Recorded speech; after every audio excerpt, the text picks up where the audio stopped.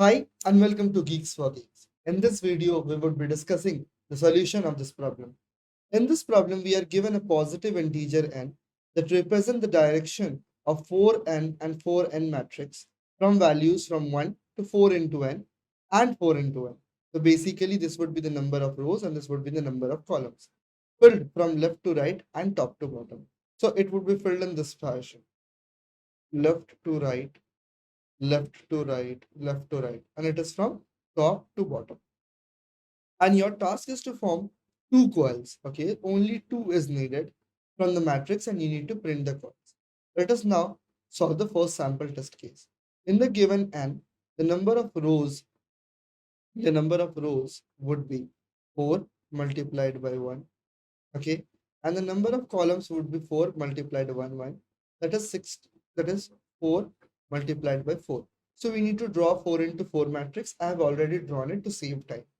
Now we would start enumerating the matrix.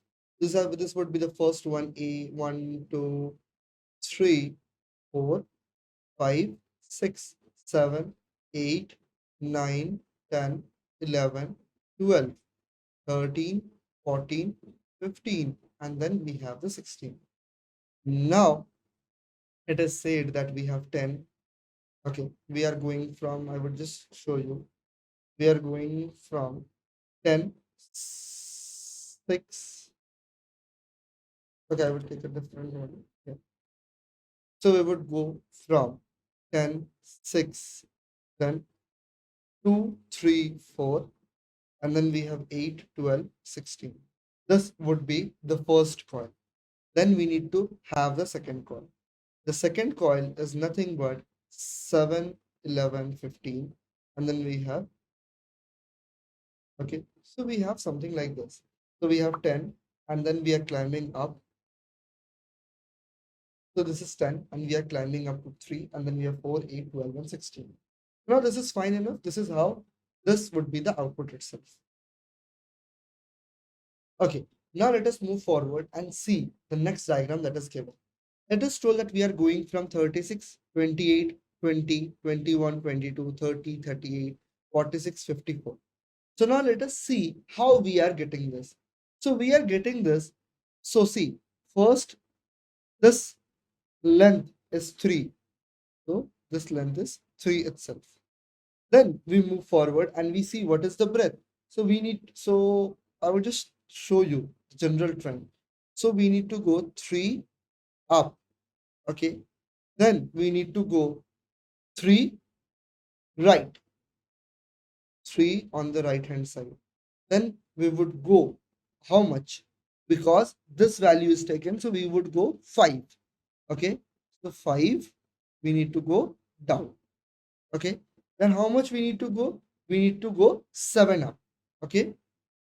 So 7 up itself. Okay. Then we need to go 7 right. 7 right.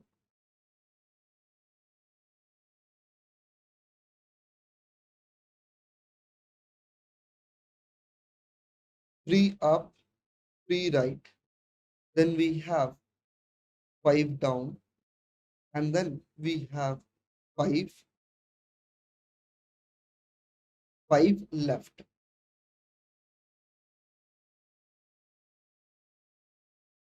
Now let us try to solve the given sample image.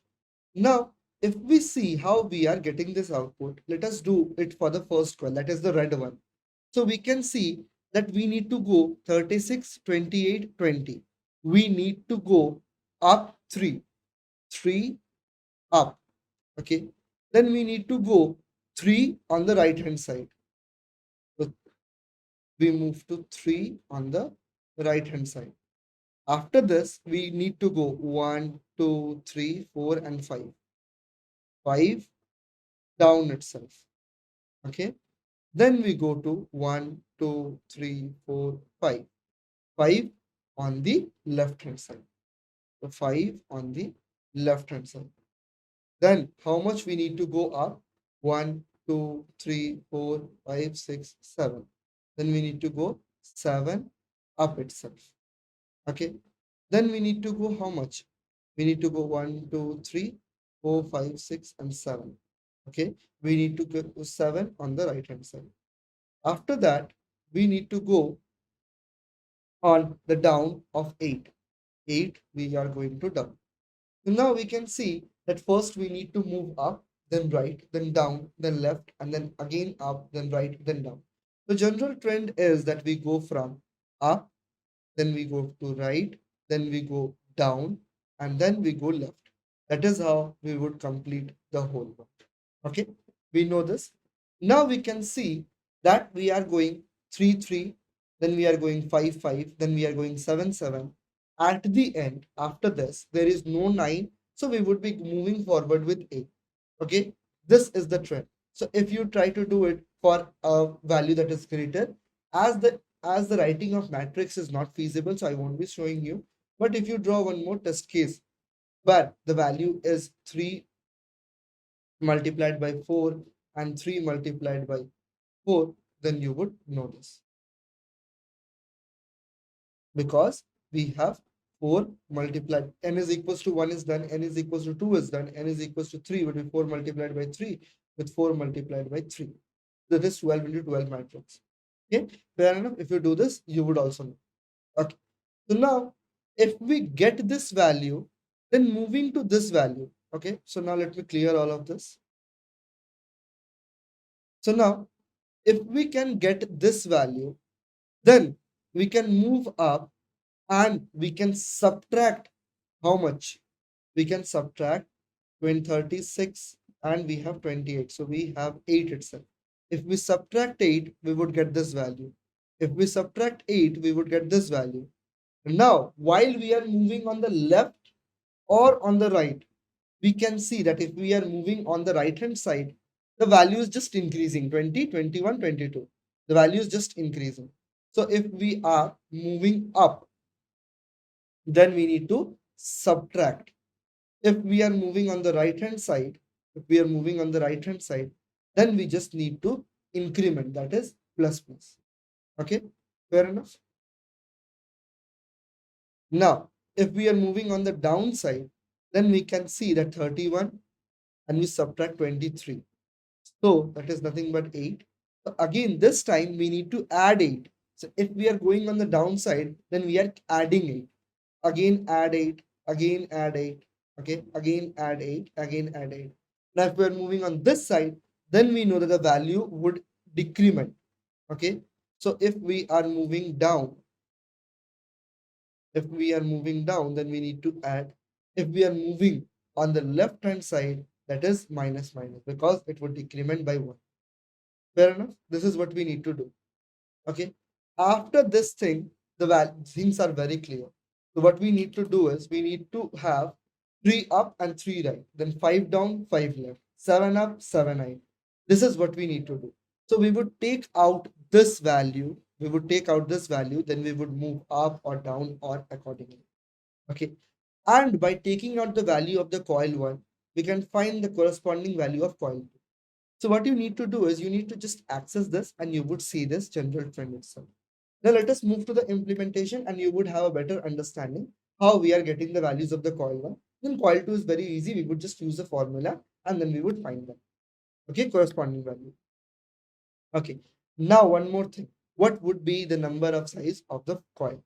So if we see the examples, then we can see that the number of values in coil 1 is equals to the number of values in coil 2. So the number of elements are how much?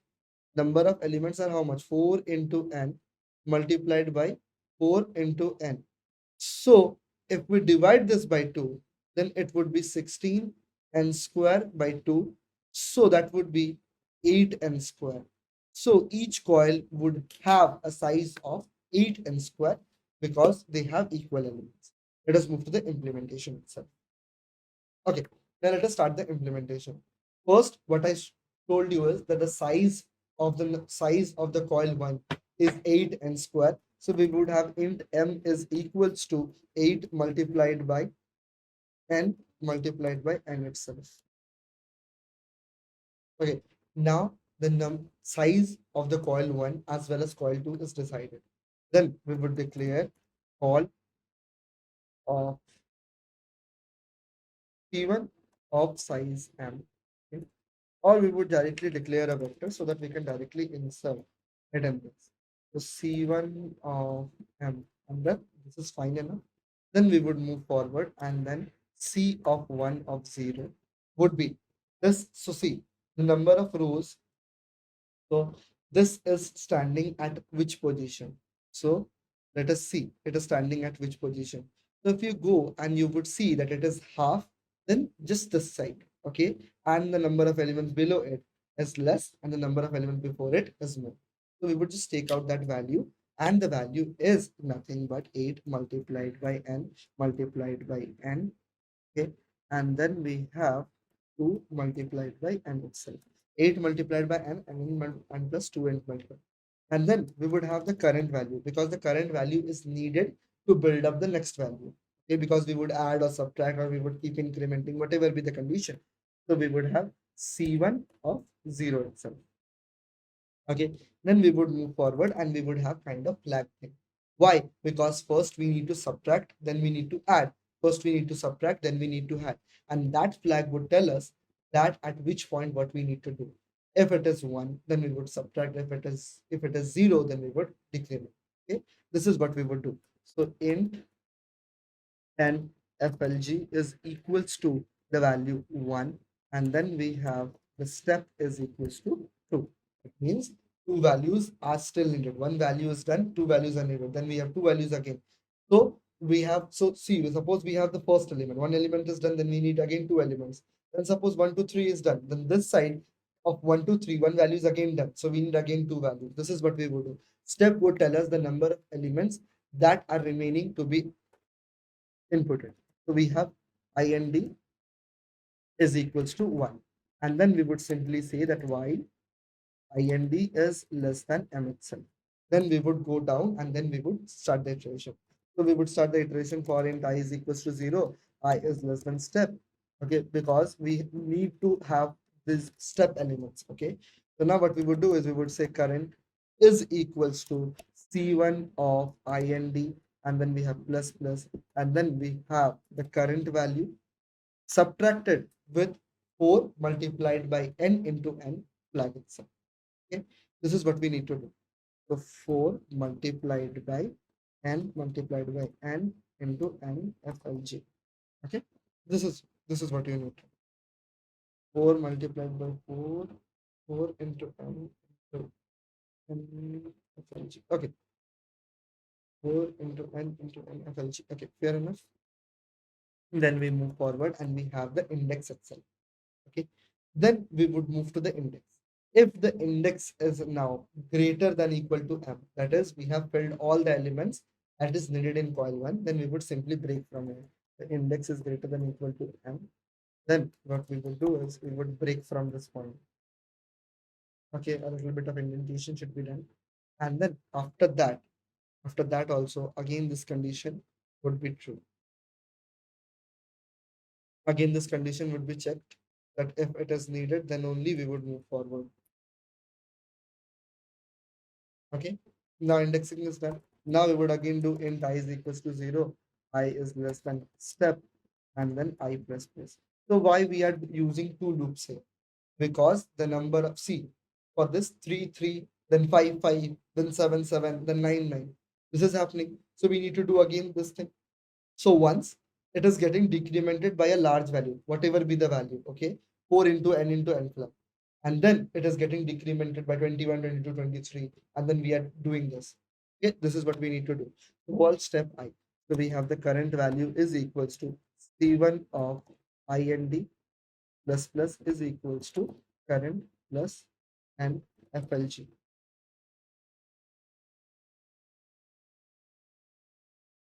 Yeah, fair enough. And then we have the FLG. Now we would check this again, that after inserting each element, if we are getting out of boundaries or not.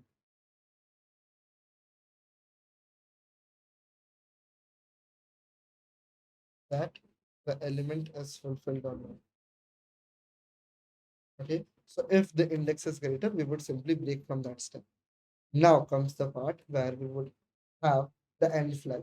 So after this n flag, this needs to be decremented and this needs to be added. Okay, so we have NFLG is equals to NFLG multiplied with -1. This is what we need to do. And now the step would be 3 and then it would be 5, then it would be 7. So we would have step plus equals to 2 itself. After that, we have this. Now, after this, all the values of the coil 1 is filled itself. Then we have C2. Then we have vector int.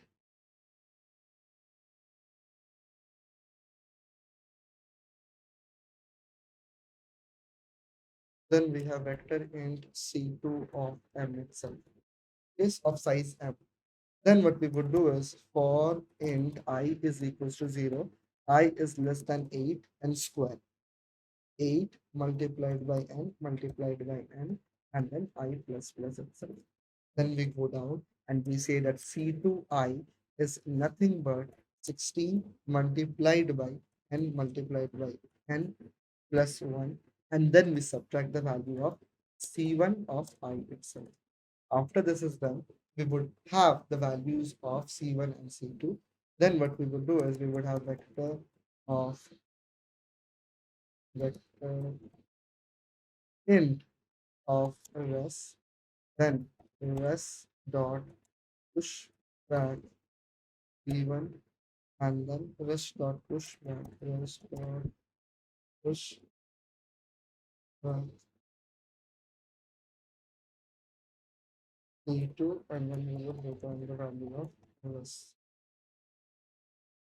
Now we will just see to it how many errors we are doing, because this is quite a bit lengthy implementation problem.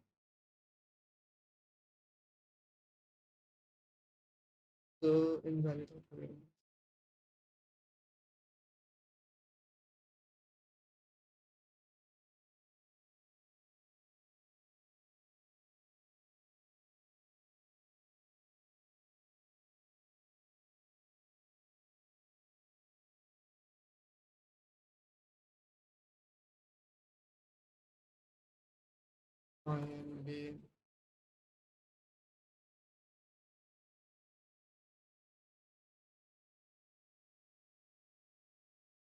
10, 6, 2, 3, 4, 8, 12, 16, 9, 5, 1, and now we would submit it and we would see if we got an AC or not.